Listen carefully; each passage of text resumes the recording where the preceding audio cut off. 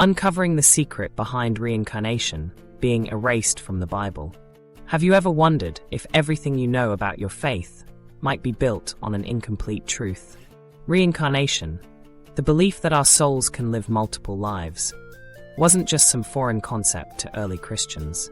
It was actually a fundamental part of their beliefs, engaging audiences through unresolved questions. When it comes to captivating audiences, few tactics work as well as creating a sense of mystery and untapped knowledge. In the context of our video, we employ this approach by using a thought-provoking hook to establish the narrative's hook. Consider the notion that everything we've been taught about our faith might be built on incomplete truths.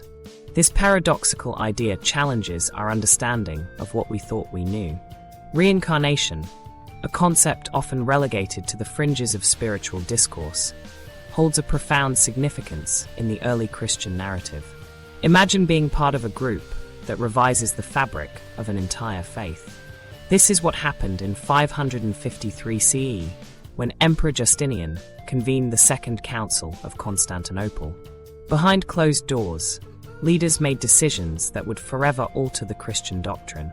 This is where our story begins, peeling back the layers of forgotten history to reveal how the early Christian church's stance on reincarnation shifted. What led to this pivotal decision? What we discover is an intricate dance between the intersections of Grecian philosophy, Egyptian spirituality, and the subsequent consequences in the realm of the Christian faith itself. What's up, truth seekers? Today, we're diving into one of the most mind-blowing cover-ups in religious history: how the concept of reincarnation was systematically erased from Christian doctrine. This isn't just another conspiracy theory. We're going to explore real historical evidence, from the mystical teachings of Egyptian priests to the profound wisdom of Pythagoras. We'll uncover how these ancient beliefs about multiple lives were once deeply woven into the fabric of early Christian communities. Did I end the pursuit of the truth? We often find ourselves at the crossroads of history, mythology, and spirituality. Today, we embark on a journey to uncover the forgotten past of reincarnation in Christianity. Our quest begins in a realm where the lines between the sacred and the profane are blurred, where the whispered secrets of the ancients await our discovery. As we delve into this forgotten chapter of history, we'll explore the intricate dance between Egyptian spirituality, Grecian philosophy, and the ever-shifting sands of Christian doctrine. We'll venture into the labyrinth of biblical symbolism, where the encoded messages of the past hold the key to understanding the present. In this journey, we're not seeking to challenge or undermine anybody's faith. Rather, we're on a quest for knowledge, seeking to uncover the hidden threads that weave together the tapestry of human spirituality. We're not just uncovering a historical anomaly, we're peeling back the layers of a forgotten narrative that has reverberated across civilizations. As we embark on this adventure, we're reminded that the pursuit of truth is not always linear. It's a spiral path that loops back upon itself, illuminating new perspectives and challenging our understanding of the world. We invite you to join us on this odyssey as we rediscover the forgotten legacy of reincarnation in Christianity. As we begin to unravel the mysteries of the past, we're left with a profound question. What lies at the heart of this forgotten narrative? Is it a cautionary tale of how the very fabric of faith can be altered by human hands? Or is it a testament to the boundless possibilities of the human spirit, which can transcend the limitations of time and space? Only as we continue our journey will the truth begin to reveal itself. In the next segment, we'll explore the ancient roots of reincarnation, tracing its journey from the mystical teachings of Egyptian priests to the profound wisdom of Pythagoras. As we venture deeper into this forgotten world, we'll discover the intricate web of connections that binds together the most unlikely of cultures. Now, before we go any further, I want to make something crystal clear. This video isn't about attacking or undermining anyone's faith. Instead, think of it as an archaeological dig into the past, uncovering truths that have been buried for almost 1,500 years. Let's start our journey in ancient Egypt and India. In these cradles of civilization, reincarnation wasn't just some fringe belief. it was the cornerstone of their entire spiritual worldview. The Egyptians called it coming forth by day, believing that the soul had the power to return in many forms. Meanwhile, in India, the concept of karma and rebirth was already ancient by the time Christianity was born. These ideas didn't stay confined to their borders. They traveled along trade routes, influencing thoughts and beliefs throughout the Mediterranean world. The concept of reincarnation has been debated and explored in various cultures and faiths for thousands of years. While the idea of rebirth and spiritual continuity has been embedded in numerous traditions, it's fascinating to uncover the lost roots of reincarnation and its significance in ancient civilizations. The Hindu Vedas, dating back to around 1500 BCE, demonstrate a deep understanding of reincarnation. These sacred texts describe the cycle of birth, death, and rebirth, emphasizing the connection between the physical and spiritual worlds. The concept of samsara, or the eternal cycle of reincarnation, is rooted in the Hindu belief that the soul, or Atman, undergoes a series of transformations, driven by the principles of karma. Similarly, in ancient Egyptian mythology, the idea of rebirth is deeply intertwined with the afterlife. The Egyptians believed in the concept of metempsychosis, where the ba, or spirit, would separate from the physical body and journey through the underworld, eventually ascending to the afterlife. This idea shares striking similarities with the Hindu concept of reincarnation, highlighting the transmigration of the soul. In the Taoist tradition of ancient China, the concept of preexistence and reincarnation is linked to the cyclical nature of the universe. The Tao Te Ching describes the interconnectedness of all living beings, emphasizing the idea that we return to the void from which we came. The Greek philosopher Plato also delved into the realm of reincarnation, proposing the concept of the eternal soul. In his most famous work, The Myth of Air, Plato describes the journey of the soul after physical death, where the soul must choose its next life and confront the Elysian fields or the underworld.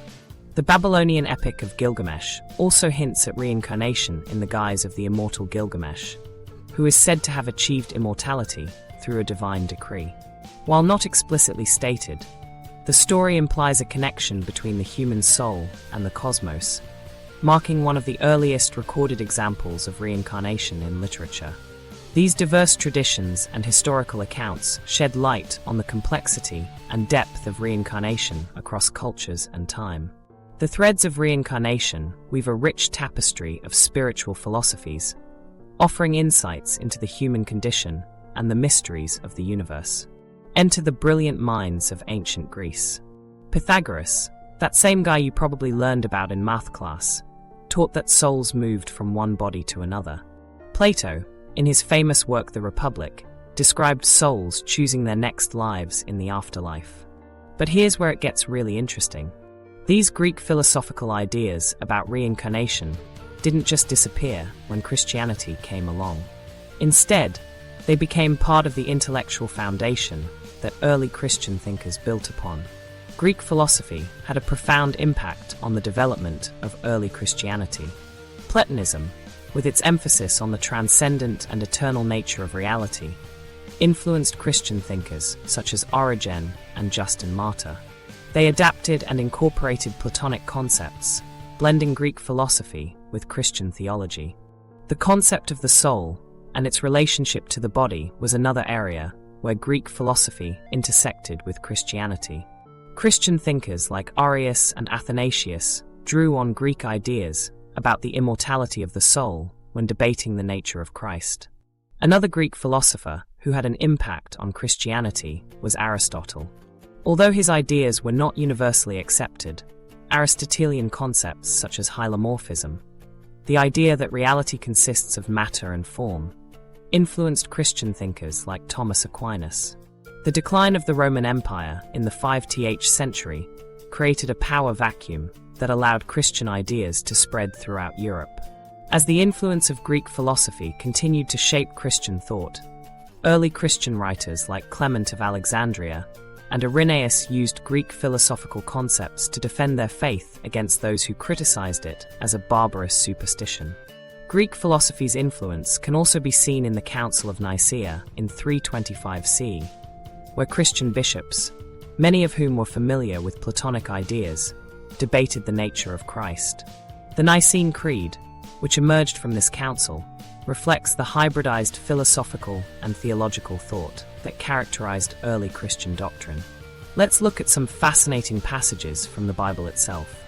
In Matthew 17 verses 10 to 13, there's a pretty remarkable conversation about John the Baptist being the reincarnation of Elijah.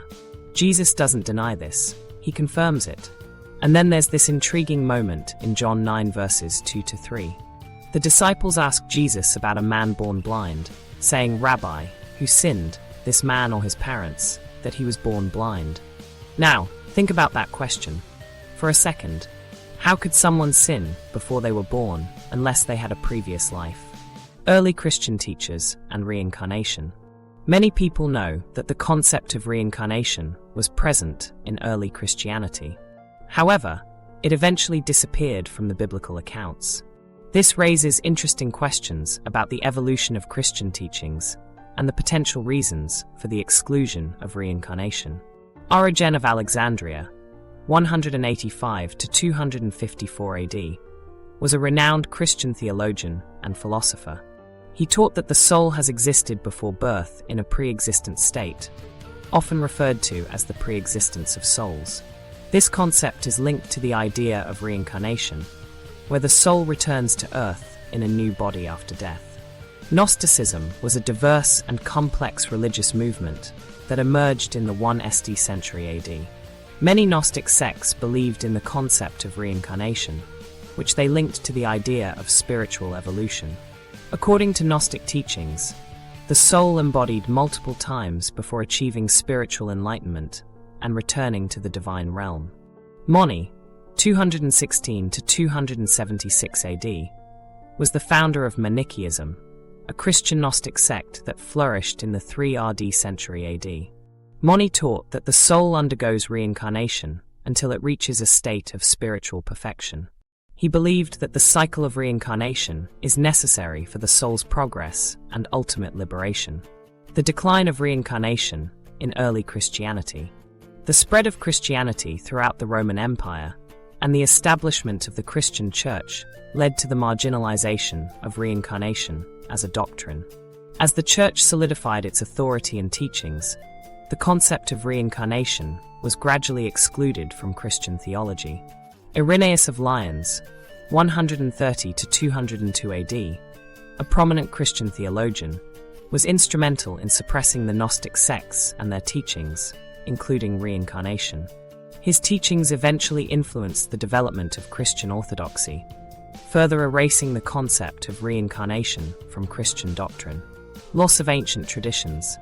The decline of reincarnation in early Christianity is also attributed to the loss of ancient traditions and the influence of philosophical and cultural trends of the time. As Christianity spread, it assimilated various elements from other cultures and philosophies, gradually losing its connection to original teachings on reincarnation. The Great Suppression. Now we come to the turning point. The Second Council of Constantinople in 553 CE. Emperor Justinian, who wasn't even a religious leader, but a political one, convened this council with a specific agenda. He wanted to consolidate power, and standardizing Christian doctrine was part of his plan. The Bible, a sacred text in Christianity, has undergone numerous revisions and translations throughout its history. One of the most significant and mysterious events in its past is the alleged suppression of the concept of reincarnation. The 3rd century AD saw a significant shift in the Christian Church's views, driven by the writings of influential theologians like Origen of Alexandria and Eusebius of Caesarea. These figures rejected the idea of rebirth, opting instead for a linear understanding of heaven and hell. This marked a departure from earlier Gnostic Christianity and pagan philosophies, which often incorporated notions of metempsychosis and karmic rebirth. The Edict of 325 AD. Just a few years after the Council of Nicaea, 325 AD, a directive was issued to minimize mystical elements in the scriptures. Emperor Constantine's decree reflected the emperor's vision for a unified church, one that leaned heavily towards a dogmatic, orthodox interpretation of Christian doctrine. As a result, texts that spoke about reincarnation, like the Gospel of Philip, became increasingly marginalized and eventually lost to the sands of time. The institutionalized suppression of reincarnation within the Church is a topic of heated debate. Orthodox leaders feared the concept's impact on soteriology, redemption, and the dominant Christian cosmology. They managed to suffocate early Christian writings containing the idea of rebirth, causing it to become a forgotten aspect of the faith. This dark chapter in history only serves to illustrate the turbulent development of a faith still grappling with fundamental questions of existence. The decision to ban the teaching of reincarnation wasn't made in some grand public debate. It happened behind closed doors, when many of the most important religious leaders of the time weren't even present. The suppression of reincarnation in Christianity wasn't just about changing a single belief. It fundamentally altered how millions of people would view their entire existence. It changed the way we think about justice, divine purpose, and our own spiritual journey. Whether you believe in reincarnation or not, this hidden history reveals something crucial. Religious doctrines aren't just divinely handed down, they're also shaped by very human decisions and very earthly politics. If this journey through hidden history has sparked your curiosity, you're going to love what's coming next. We're diving into the mysterious lost books of Eden in our next video. Hit that subscribe button and turn on notifications so you don't miss it. What do you think about this historical revelation? Was the removal of reincarnation from Christian doctrine justified? Share your thoughts in the comments below. Let's have a respectful discussion about this fascinating piece of religious history. Remember, questioning isn't the enemy of faith. Sometimes it's the path to deeper understanding.